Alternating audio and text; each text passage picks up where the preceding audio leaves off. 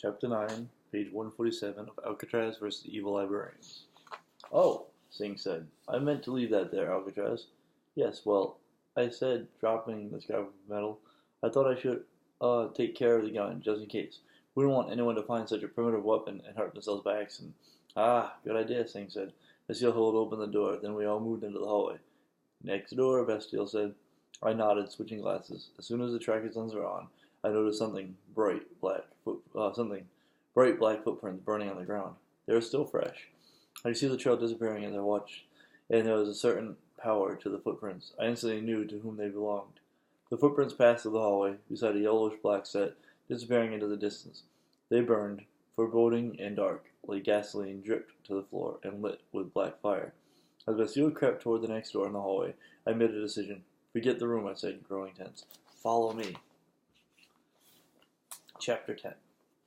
Are you annoyed with me yet? Good. I worked very hard. Perhaps I'll explain why later, to frustrate you.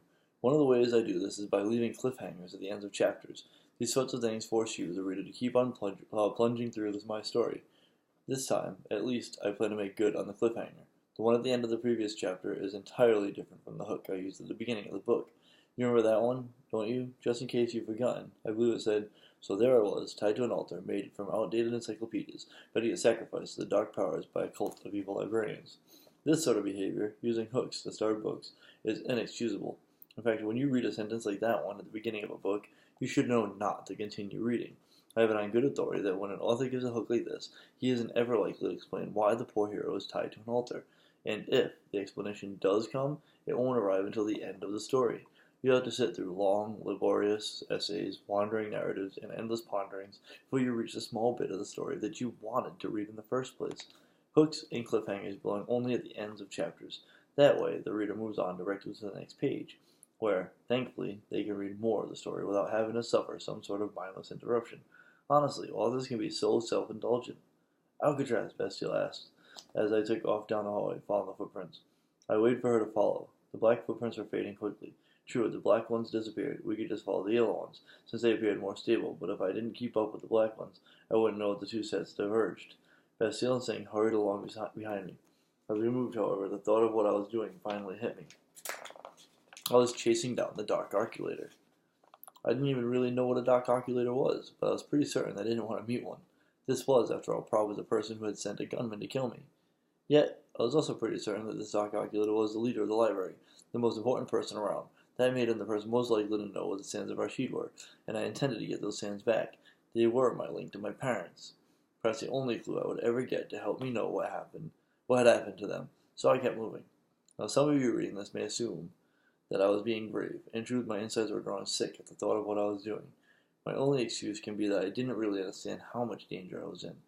Knowledge of the free kingdom and oculators was still new to me, and the threat didn't quite seem real. If I'd understood the risk, the death and pain that pursuing this course would lead to, I would have turned back right then. And it would have been the right decision, despite what my biographers say. You'll see. What are we doing? Bastille hissed, walking quickly beside me. Footprints, I whispered. Someone passed this way a short time ago. So, she asked. They're black. Bastille stopped short, falling behind. She hurriedly caught up, though how black? I don't know, I said blackish black. But I mean, it's him, I said. The footprints seem like they're burning, like they were seared into stones, and are slowly melting away the floor. That's how black they are. That's the dark arculator, then, Bastille said. We don't want to follow them. Of course we do. We have to find the sands. Bastille grabbed my arms, yanking me to a halt. Singh puffed up behind us. Goodness, he said. Ancient weapons certainly are heavy. Bastille, I said. We're going to lose the trail. Smedry, listen to me, she said, still gripping my arm. Your grandfather might be able to face a high-level dark oculator. Might. And he's one of the Free Kingdom's most powerful living oculators, with an entire repertoire of lenses. What'd you have, 2 pairs? 3, I thought, reaching into my jacket pocket. Those Firebringer's lenses. If I could turn them on the dark oculator. I know that look, Bastille said. Your grandfather gets it too. Shouting last, Smedry, is everyone in your family an idiot?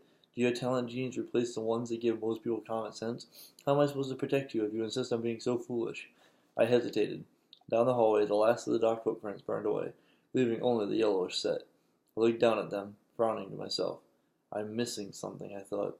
Grandpa Smedry had explained about the tracker's lenses. He said that the footprints would remain longer for people that I knew well.